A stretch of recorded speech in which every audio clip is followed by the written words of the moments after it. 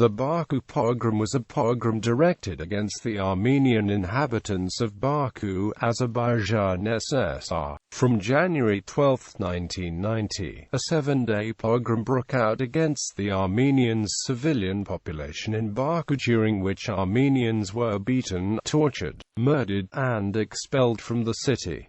There were also many raids on apartments, robberies and arsons. According to the Human Rights Watch reporter Robert Kushen, the action was not entirely spontaneous, as the attackers had lists of Armenians and their addresses. The pogrom of Armenians in Baku was one of the acts of ethnic violence in the context of the Nagorno-Karabakh conflict, directed against the demands of the Nagorno-Karabakh Armenians to secede from Azerbaijan and unify with Armenia. Prehistory. The pogrom of Armenians in Baku was not a spontaneous and one-time event, but was one among series of ethnic violence employed by the Azerbaijanis against the Armenian population during the Nagorno-Karabakh conflict. In 1988, the Armenians of Nagorno-Karabakh, an ethnic Armenian enclave incorporated into the Soviet Azerbaijan, started voicing the demands for the unification of the enclave with Armenia. On February 20, 1988, the Soviet of People's Deputies in Karabakh voted to request the transfer of the region to Armenia. This process took place in the light of the new economic and political policies,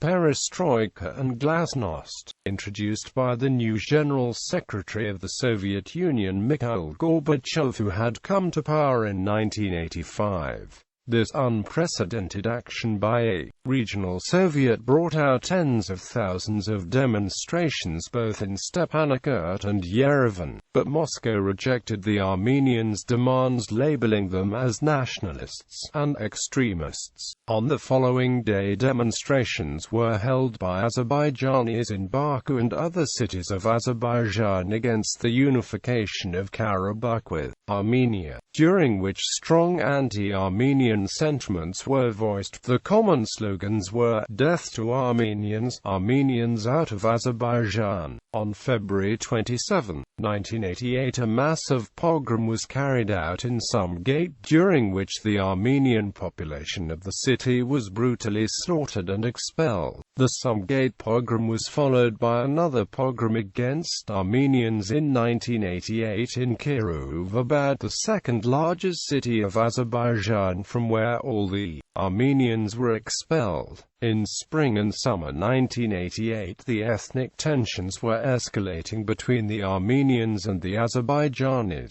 After the Sumgait tragedy, a massive migration of Armenians from Azerbaijan and Azerbaijanis from Armenia began. By 1989, the Armenians stayed only in those places where they had a well-established community, including in Baku. By the beginning of 1990, there were only about 30 to 40,000 Armenians left in Baku, mostly women and pensioners. Similarly, by the end of 1988, dozens of villages in Armenia had become deserted, as most of Armenia's more than 200,000 Azerbaijanis and Muslim Kurds left. In December 1989, the Supreme Soviets of the Armenian SSR and Nagorno-Karabakh passed a resolution on the formal unification of Nagorno-Karabakh with Armenia, in accordance with the Soviet law on the people's right to self-determination. The pogrom of Armenians in Baku took place shortly afterwards, and according to a number of sources, it was a direct response to this resolution. The pogrom. By January 1990, Azerbaijan was in turmoil. Large rallies by the Azerbaijani Popular Front took place in Baku. On January 12, a mass rally took place in the city's Lenin Square, during which the radical nationalists of Azerbaijan's anti-communist Popular Front were calling people for the defense of Azerbaijan's sovereignty, for the demands of the Armenians. At the same time, groups of young Azerbaijanis were roaming the streets, terrorizing the Armenians Armenians and warning them to leave the town. The rhetoric of some popular front leaders, which included calls for the deportation of Armenians from Azerbaijan, was at least harmful to the relations with the Armenian population. That rhetoric was not significantly toned down during the pogroms. Thomas Duval has called this pogrom the first part of Black January, a tragedy with about 90 Armenian victims. According to him, at first a large crowd gathered in the Lenin Square of Baku, and at nightfall different groups separated from the Azerbaijani Popular Front demonstrators and started to attack Armenians. As in some gate, their activities were distinguished by extreme cruelty. The area around the Armenian quarter became an arena of mass killings. During the pogroms in Baku, Armenian homes were set on fire and looted, while many Armenians were killed or injured. Kirill Stolyarov in his book Break Up describes beatings of the elderly, expelling them from the homes, burning people alive, and other cases of savagery. Sawyer's Weekly on May 19, 1990 reported, in the course of Armenian pogroms in Baku, raging crowd literally tore a man apart, and his remains were thrown into a garbage bin. Alexei Vasiliev, an Azerbaijani soldier of the Soviet army, testified seeing a naked woman being thrown out of the window into the fire in which her furniture was burning. The events in Baku were reflected in a report in the UN Committee on Elimination of Discrimination Against Women, July 27, 1997. For 5 days in January of 1990, the Armenian community of Baku, the capital of Azerbaijan, were killed, tortured, robbed and humiliated. Pregnant women and babies were molested. Little girls were raped in front of their parents' eyes. Christian crosses were burned on the backs, and they were abused for the Christian faith. Bill Keller, who was in Baku after the events, in his report for the New York Times wrote, "Here and there, boarded windows or soot-blackened walls mark an apartment where Armenians were driven out by mobs and the belongings set afire on the balcony. The Armenian Orthodox Church, whose congregation has been depleted over the past 2 years by an emigration based on fear, is now a charred ruin." A neighbor said firefighters and the police watched without intervening as vandals destroyed the building at the beginning of the year. On January 15, Radio Liberty reported, raging crowds killed at least 25 people at night of 14 in the Armenian district of Baku, the capital of Soviet Republic of Azerbaijan. According to the preliminary information, the death toll reaches 25. According to the Izvestia newspaper on January 15, 1990, on January 13, 1990, after 5 p.m., a crowd of some 50,000 people who were going out on a demonstration from the Lenin Square, splitting into groups, committed pogroms, destructions, arsons, violence and murders. A huge mob were yelling slogans, "Glory to the heroes of Samgate and Viva Baku," without Armenians. In the article published on January 18, 1990, Izvestia newspaper reported, on January 16, 64 cases of flat pogroms were identified, when Armenians became the victims. In the Lenin district of the capital, 4 burnt unidentified bodies were found. Over the past day, 0 captive Armenians were released.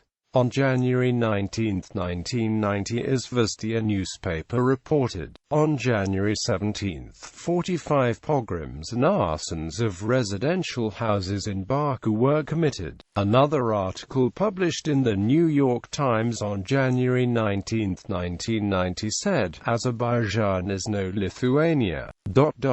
Nationalists in Lithuania are struggling to wrest independence from Moscow by non-violent, political means. Nationalists in Azerbaijan also talk of independence, but the protest includes bloody pogroms against their Armenian neighbors. One of the leaders of the National Front of Azerbaijan, Etabar Mammadov himself, testified of the cruelties and of no official intervention. I myself witnessed the murder of 2 Armenians near the railway station. A crowd gathered, threw petrol on them and burned them, whereas the regional militia division was only 200 meters away with some 400 to 500 soldiers of the internal forces. The soldiers passed by the burning bodies at a distance of some 20 meters, and nobody attempted to circle the area and dissolve the crowd. Russian poet David Samoylov, referring to Baku pogroms, made a note in his diary on January 18: "The atrocities in Azerbaijan are shocking. The thoughts are only about that." Thus, the pogrom in Baku resulted in numerous human casualties. Dozens of thousands of Armenians lost their houses and were deported from the country. This was acknowledged by the chairman of the Soviet of the Union, Yevgeny Primakov, on the closed session of the Supreme Council of USSR on March 5, 1990. The victims of the pogrom were not only Armenians but also the Jews, Ossetians, Georgians, and all others who resembled Armenians to a greater or lesser extent.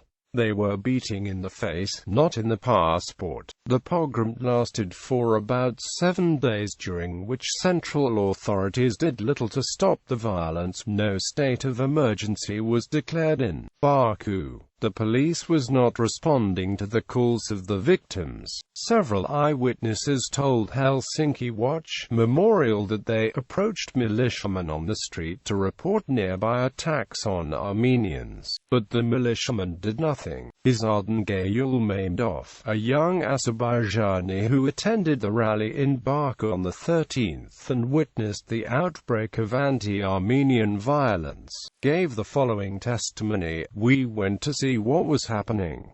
We saw these guys in the streets. I don't know who they were, drug addicts, maybe. They had sticks and clubs, and lists of Armenians and where they lived. They wanted to break down the doors of Armenian apartments and chase them out. The police didn't do anything. They just stood and watched. Same with the soldiers, who had weapons. We asked them to help. There were about a dozen soldiers and 10 of us, and there were about 20 in the gang, but the soldiers wouldn't help. They said, 'You can do it yourself, Blackie. We're not getting involved.'" Quote. Aftermath. On January 20, 1990, after the Armenian population was already expelled from the city, the Soviet troops intervened in Baku and a state of martial law was declared. This, however, did not accomplish its officially stated goal of quelling the violence, as most Armenians fled Baku. By the end of April 1993, it was estimated that only 18–20,000 Armenians remained in Baku, mostly in hiding. The world chess champion Garry Kasparov and his family was among the evacuees. As an eyewitness, he later testified, "No one would halt the Armenian pogroms in Baku, although there were 11,000 soldiers of internal troops in the city. No one would intervene until the ethnic cleansing was carried out." The pogroms were happening not in a random place but in the huge capital city with blocks of flats. In such a megapolis as Baku, the crowd simply cannot carry out targeted operations like that. When the pogrom makers go purposefully from one district to another, from one apartment to another, this means that they had been given the addresses and that they had a coordinator. The authorities of Azerbaijan must have known what result these organized demonstrations were going to have, but they did not ask for a curfew to be imposed in Baku. The authorities thus not only failed to stem the anti-Armenian attacks, but also raised serious doubts about whether the Soviets wished to stem the violence at all or merely to hold the power in Baku. In this regard, the article in Moscow News, February 4, 1990 reported, Unlike Sumgate, the Soviet army was late in Baku not for 3 hours but for a whole week. Moreover, to stop the pogroms it was enough to let in the forces of Baku army garrison and the internal troops. The troops entered the town seized with pogroms not to stop them, but to prevent the final seizure of power by the People's Front of Azerbaijan, which was planned for January 20th. Leyla Yunusova, a member of the National Front of Azerbaijan, said that these acts were supported by the state authorities, since they were in favor of the ideas of the right wing of the National Front. The authorities of the Republic closed their eyes also on the intentions of Azerbaijani right wing to escalate the confrontation with Armenia. The arson of the Armenian church with no police intervention was one of the examples of this policy. The pogrom in Baku was in many ways compared to the pogrom in Sumgate in 1988. That the perpetrators of the Sumgate pogrom did not receive due punishment and that the actual information about the pogrom was censored and hidden from the public, largely contributed to the repetition of analogous events in Baku in 1990. The ways and means employed against the Armenians in Baku were also similar to those employed in Sumgate. The newspaper Novaya Zhizn at the time of the pogroms reported, "The number of Armenians killed in Baku has already surpassed that of Sumgate." This new tragedy was the direct consequence of the authorities trying to silence the first one. In 1990, an open letter on anti-Armenian pogroms in the Soviet Union was initiated by the Helsinki Treaty Watchdog Committee of France and intellectuals for the Collège International de Philosophie, Paris. As recently as January 1990, the pogroms continued in Baku and other parts of Azerbaijan. The mere fact that these pogroms were repeated and the fact that they followed the same pattern lead us to think that these tragic events are not accidents or spontaneous outbursts. The European Parliament passed a resolution which condemned the violence employed against Armenian demonstrators in Azerbaijan and announced a deteriorating political situation, which has led to anti-Armenian pogroms in Sumgate and serious acts of violence in Baku, is in itself a threat to the safety of the Armenians living in Azerbaijan. Non-official sources estimate that the number of Armenians living on Azerbaijani territory outside Nagorno-Karabakh is around 2,000 to 3,000, and almost exclusively comprises persons married to Azeris or of mixed Armenian-Azeri descent. The number of Armenians who are likely not married to Azeris and are not of mixed Armenian-Azeri descent are estimated at 645, and more than half live in Baku and the rest in rural areas.